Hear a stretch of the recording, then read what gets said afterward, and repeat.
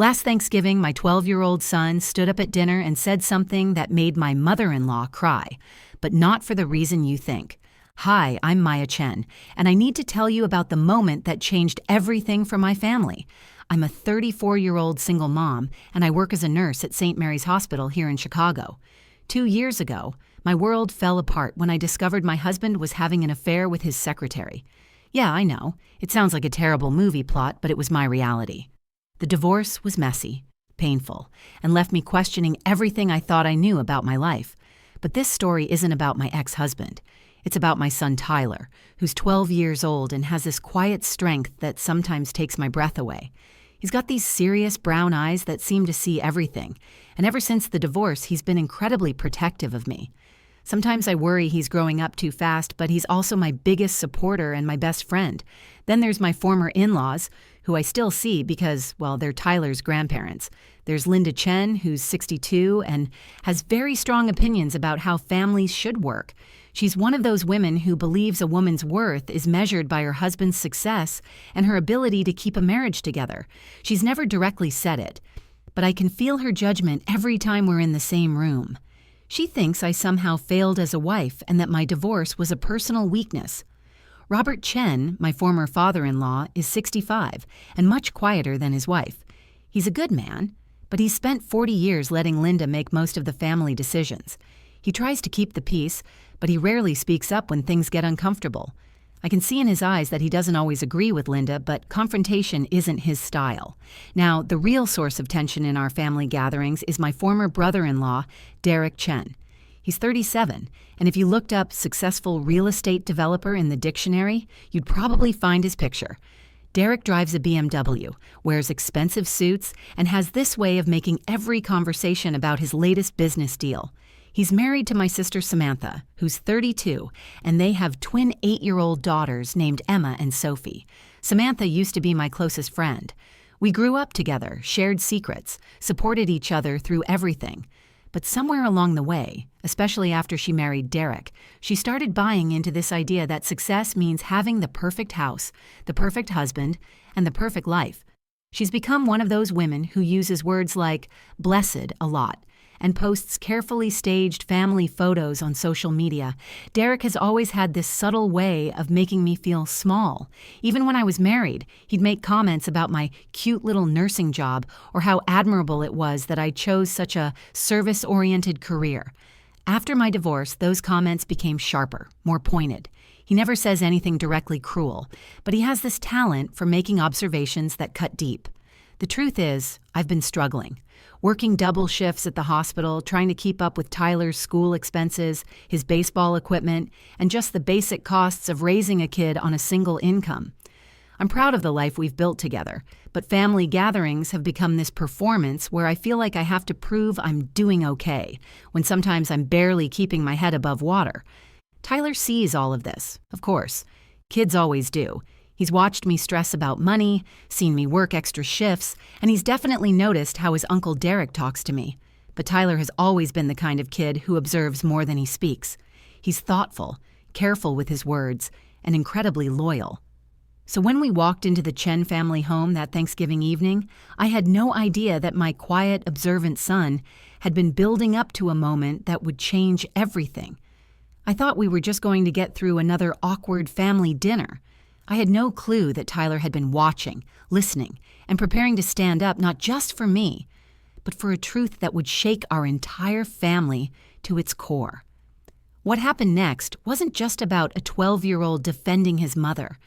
It was about a secret that had been hidden for 2 years, and when Tyler revealed it, everything our family thought they knew about success, failure, and what really matters got turned completely upside down. The familiar knot in my stomach started forming the moment I pulled into the Chen family driveway.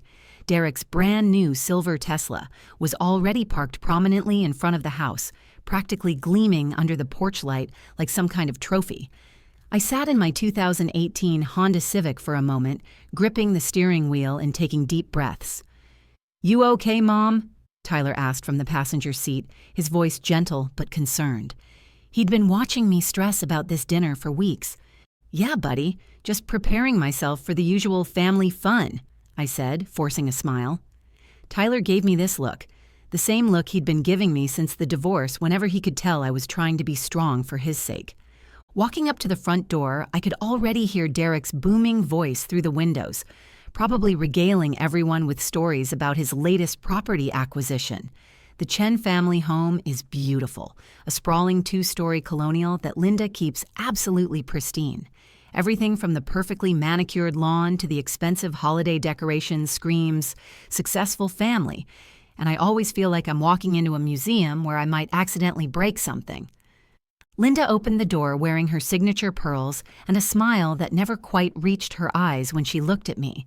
"Maya, dear, you made it," she said, giving me one of those stiff hugs that feels more like a formality than genuine affection. Then she turned to Tyler and her whole face lit up. "Tyler, sweetheart, look how tall you've gotten." That's the thing about Linda. She genuinely loves Tyler. He's her grandson, and despite all her issues with me, she would never take that out on him. But her love for Tyler somehow makes her disapproval of me feel even sharper, like she's constantly thinking about what kind of life he could have if I were just better at everything. We walked into the living room, and there was Derek, holding court from his position on the leather sectional. He was wearing a cashmere sweater that probably cost more than my monthly grocery budget, gesturing animatedly as he talked to Robert about some commercial development project. When he saw us, he jumped up with that overly enthusiastic energy he always gets around Tyler. "There's my favorite nephew," Derek said, pulling Tyler into a hug.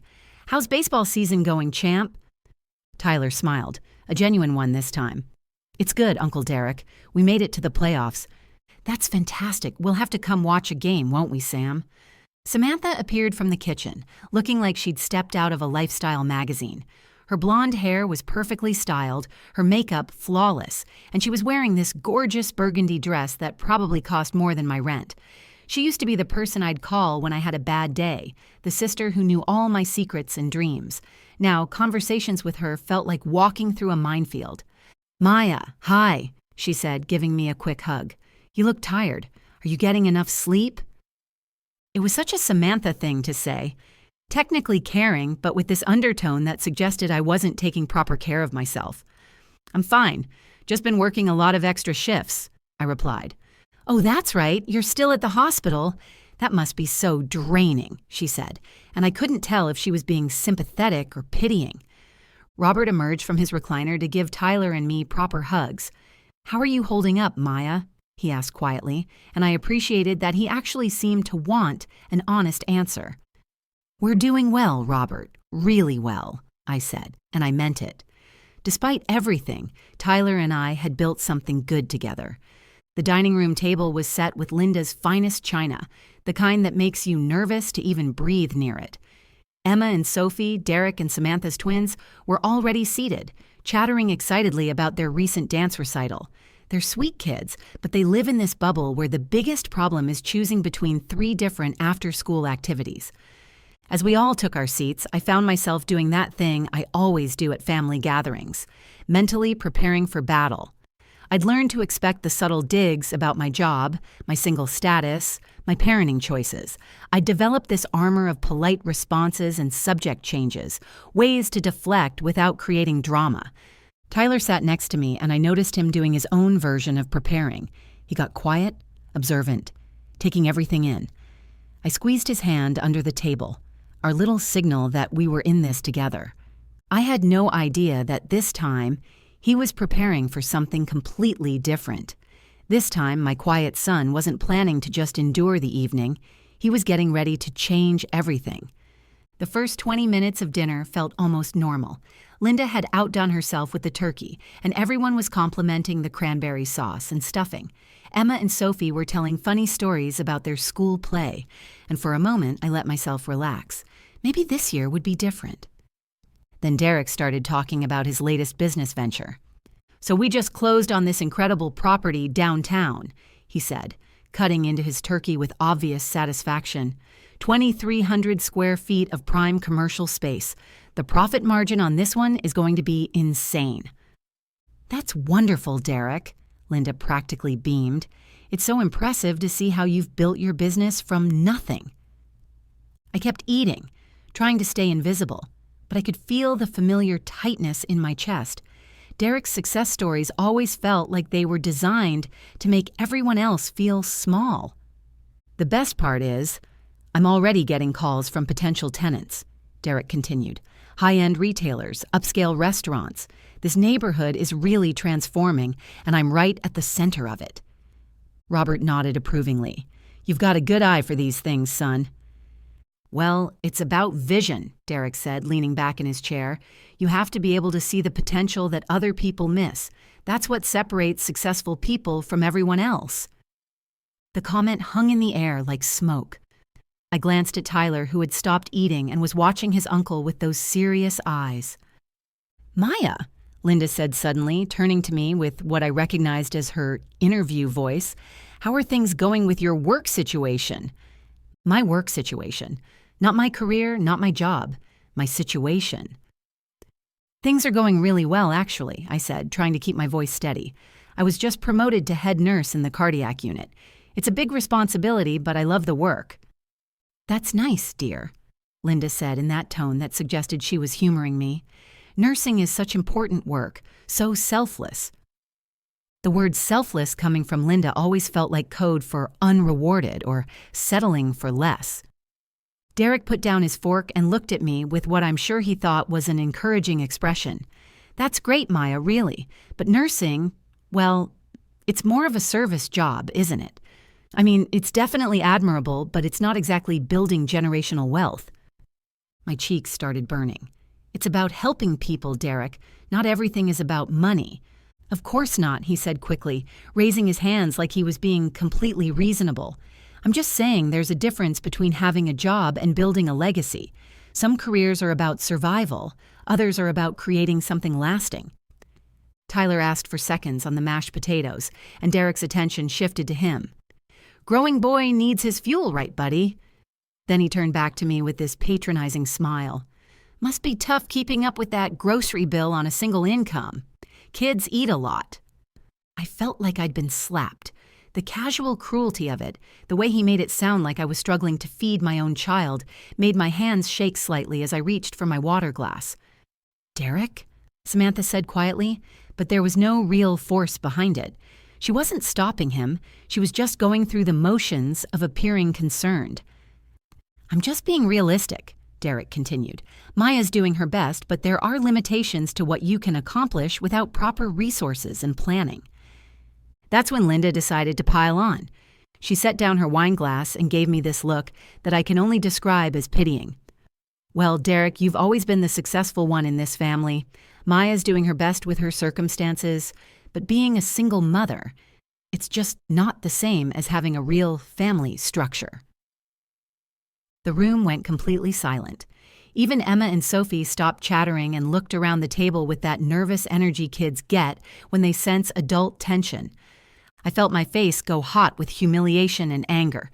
Here I was, working my ass off to provide for Tyler, to build a good life for us, and they were talking about me like I was some kind of charity case who couldn't properly take care of her own child. I was about to say something, probably something I'd regret, when Derek, apparently emboldened by his mother's support, decided to deliver the final blow. I mean, let's be honest here, he said, his voice taking on this casual, matter-of-fact tone that made it even worse. I'm the successful one.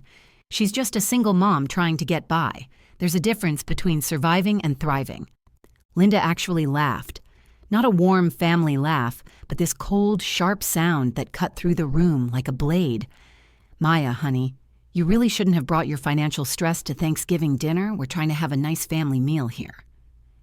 That's when Tyler slowly put down his fork and stood up. The moment Tyler stood up, the entire room seemed to freeze. My heart stopped beating for what felt like an eternity.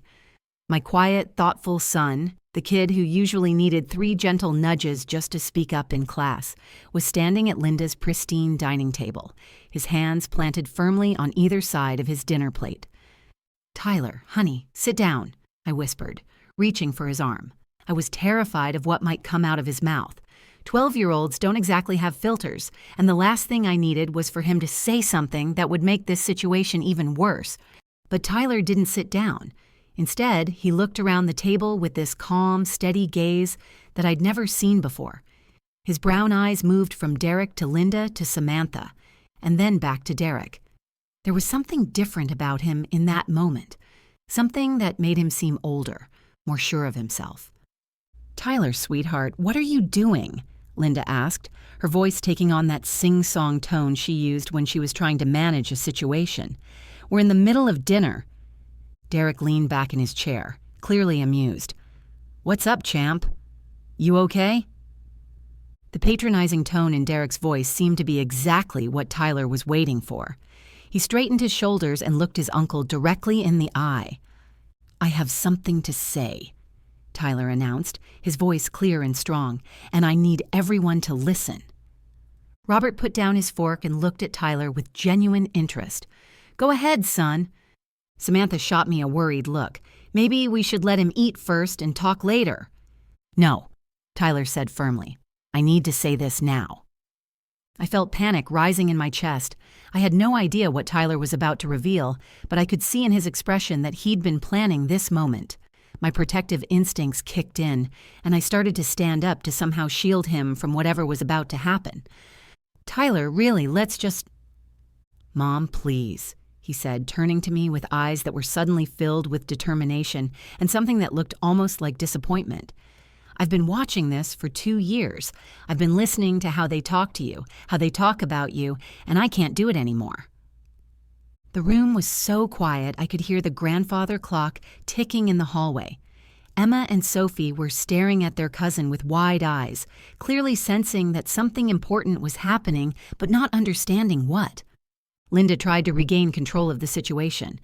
"Tyler, dear, I think maybe you've misunderstood—" "I haven't misunderstood anything, Grandma," Tyler interrupted, and there was a strength in his voice that I'd never heard before. "I understand perfectly." Derek was still sitting back in his chair, but I could see his amusement fading as he realized Tyler wasn't going to be easily dismissed. "Tyler, buddy, maybe you should let the adults handle this conversation."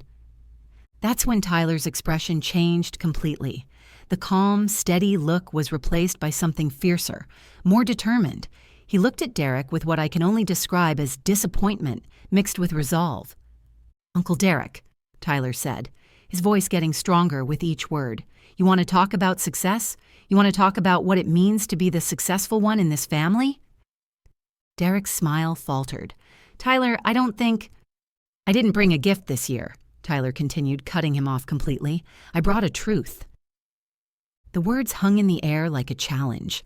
I felt my stomach drop because I realized that my son, my quiet, observant son, had been building up to this moment for months, maybe years. He'd been watching, listening, and planning. Linda tried one more time to derail whatever was coming. "Tyler, sweetheart, why don't you sit down and we can—" "No, Grandma," Tyler said, and his voice carried an authority that silenced her immediately. "You've all been talking about Mom like she's some kind of failure, like being a single mom makes her less than everyone else, like she's not successful because she doesn't have a fancy car or a big house." He paused, looking around the table again, and I could see that he was gathering his courage for whatever he was about to say next. "Well, I have some things to tell you about success, and about Mom, and about what's really been happening in this family." The silence that followed was deafening. I realized that my 12-year-old son was about to change everything, and there was nothing I could do to stop it. Tyler took a deep breath and looked directly at Derek with an intensity that made my heart pound.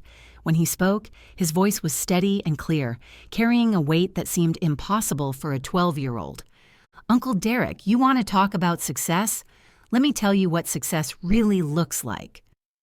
Derek opened his mouth to interrupt, but Tyler held up his hand, a gesture so adult and authoritative that it actually stopped him. 2 months ago, when you thought I was asleep, I heard Mom crying in the kitchen," Tyler continued, his eyes never leaving Derek's face. "She was sitting at our little table with a stack of bills trying to figure out how to pay for my baseball cleats, the team ones that cost $60. She was adding and subtracting numbers over and over, and I heard her whisper to herself, 'I can pick up a double shift this weekend.'" My face went hot with embarrassment. I'd had no idea Tyler had heard that night. The next morning, Tyler went on, Mom woke me up with pancakes, my favorite ones with chocolate chips, and she told me she'd talked to my coach about getting me those cleats. She never mentioned the extra shifts. She never made me feel like it was a burden. She just made it happen. Linda's face had gone pale, but Tyler wasn't done. And Grandma Linda, since we're talking about family and success, let me tell you about last week. When you had those chest pains and had to go to the hospital, who do you think stayed with you for 14 hours straight? Linda's eyes widened, and I saw recognition flicker across her face. It wasn't Uncle Derek with his important property meetings, Tyler said, his voice getting stronger. It was my mom, on her day off. She held your hand when you were scared about the tests. She talked to your doctors and made sure you understood everything they were saying. She brought you that weird green Jell-O you like and stayed until you fell asleep. Tyler, Linda started, but he wasn't finished. And Uncle Derek, remember last month when you called Mom at 11 o'clock at night? You were panicking because Aunt Samantha was having one of her anxiety attacks and you didn't know what to do? Samantha's face flushed red, and Derek looked down at his plate. Mom drove 20 minutes across town in her scrubs because she'd just gotten off a 12-hour shift. She sat with Aunt Samantha for 3 hours, teaching her breathing exercises and helping her feel safe. She never asked for gas money. She never complained about being tired. She just showed up because that's what family does. The room was dead silent now. Even Emma and Sophie had stopped fidgeting. Tyler's voice began to shake slightly, but he pushed forward. You want to know what success is? Success is my mom working 2 jobs and still helping me with my math homework every single night. Success is her giving up her own dinner so I could have seconds when money was tight last month and thinking I didn't notice. Tears were starting to form in his eyes, but his voice got stronger, not weaker. Success is her teaching me that being kind matters more than being rich. Success is her showing me that you help people even when they've been mean to you, because that's what good people do. Tyler turned to look at Linda, and his voice cracked slightly. Grandma, I love you so much, but if you think Mom isn't successful, then you don't understand what success means. Linda's hand went to her mouth, and tears started flowing down her cheeks. She's the strongest person I know, Tyler continued, his voice now thick with emotion. She works harder than anyone in this room. She takes care of everyone, her patients, her family, me, and she never asks for anything in return. She's raising me to be a good person, not just a rich person. He looked around the table one more time, his young face fierce with love and determination. I'm proud that she's my mom. I'm proud that we don't have a Tesla or a big house, because what we do have is something none of your money can buy. We have each other, and we have integrity, and we have love that doesn't come with conditions. Tyler's voice dropped to almost a whisper, but in the silence of the room, everyone heard him clearly. So if you think being a single mom makes her less successful, then you don't know what success is. And I feel sorry for you. The silence that followed was deafening. Linda was crying openly now, her perfectly composed facade completely shattered. Derek stared at his plate, his face red with shame. Robert was looking at Tyler with something that looked like pride mixed with regret. And me? I was staring at my son in absolute amazement, realizing that while I'd been worrying about providing for him, he'd been learning the most important lessons of all. The silence that followed Tyler's words felt like it lasted forever. Nobody moved. Nobody spoke. The only sound was Linda's quiet crying and the distant hum of the refrigerator in the kitchen. Then Robert, who had been silent for most of the evening, slowly pushed back his chair and stood up. His voice was quiet but firm when he finally spoke. The boy's right, Linda. We've been completely blind. Linda looked up at her husband through her tears, mascara streaking down her cheeks. Robert, No, he said gently but decisively. Tyler just schooled all of us, and he's 12 years old. What does that say about us as adults? Derek was staring at his plate like it held the answers to life's biggest questions. His usual confidence had completely evaporated. When he finally looked up, his face was red with shame. Maya, Derek started, then stopped. He tried again. I owe you an apology. A huge one." Samantha, who had been sitting frozen beside him, suddenly reached across the table and grabbed my hand. Her voice was barely a whisper. "Oh my God, Maya, I'm so sorry. We've been horrible to you." But it was Linda's reaction that shocked me the most. She slowly stood up from her chair, walked around the table, and knelt down beside Tyler's chair. With tears still streaming down her face, she took his hands in hers. "Tyler, sweetheart," she said, her voice shaking, "you are absolutely right, and you are braver than any of us." Then she looked up at me, and I saw something in her eyes I'd never seen before, genuine remorse and respect. "Maya, I owe you the biggest apology of all," Linda continued, still kneeling. "I've been so focused on money and status and what I thought success should look like that I completely missed what was right in front of me." She stood up slowly and walked over to me. "You've been taking care of all of us, haven't you? Even when we didn't deserve it. Even when we were cruel to you." I felt tears starting to form in my own eyes. "Linda, you don't have to." "Yes, I do," she said firmly. "I've watched you struggle, and instead of helping, I judged you. I've watched you sacrifice for Tyler, and I called it failure. I've watched you show up for this family over and over again, and I repaid that with criticism and coldness." Derek finally found his voice. "Maya, I've been such an ass. I was so caught up in proving my own worth that I completely tore down yours. Tyler's right. You're stronger than all of us combined." The conversation that followed was unlike anything I'd ever experienced with this family. Derek admitted that his constant talk about money and success came from his own insecurities. Samantha confessed that she'd been jealous of the close relationship Tyler and I had, something she felt was missing in her own perfectly structured life. Robert shared that he'd always admired my strength, but had been too cowardly to speak up when Linda and Derek were being unfair. "I should have defended you," he said simply. "I should have been the man Tyler was tonight." But the biggest change came from Linda. Over the following weeks, she began calling regularly, not to criticize or offer unsolicited advice, but to check in and see how we were doing. She started asking Tyler about school, about baseball, about his friends, real questions, not just polite small talk. A month after Thanksgiving, Linda called and asked if she could take Tyler's school shopping.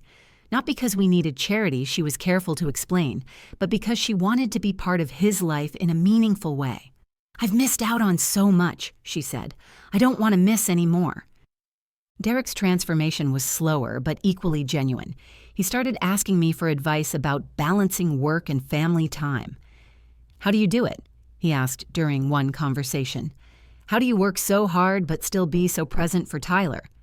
The most surprising change was in our family gatherings. They became actual conversations instead of performance pieces. We talked about real things, struggles, hopes, funny stories from work and school. Tyler became more outgoing, more confident, knowing that his voice mattered and would be heard. Looking back now, I realized that Tyler didn't just defend me that night. He taught an entire family what love actually looks like.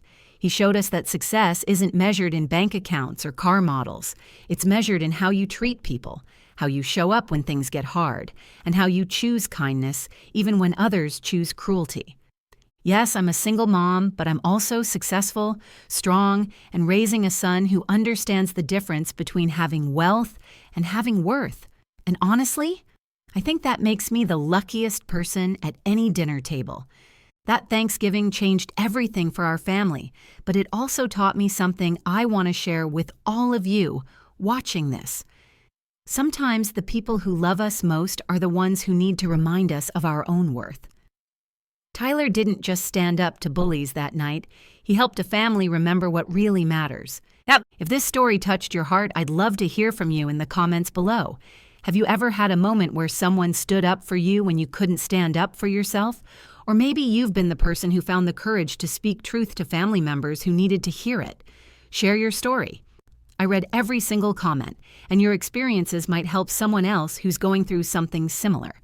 And if you enjoyed this story and want to hear more real-life tales about family, resilience, and those moments that change everything, please hit that subscribe button and ring the notification bell. Your support means the world to me and helps me continue sharing these stories that matter. Don't forget to give this video a thumbs up if it made you feel something, and share it with someone who might need to hear that their worth isn't measured by their bank account, but by the love they give and the strength they show every single day. Until next time, remember, you're stronger than you know, and your story matters too.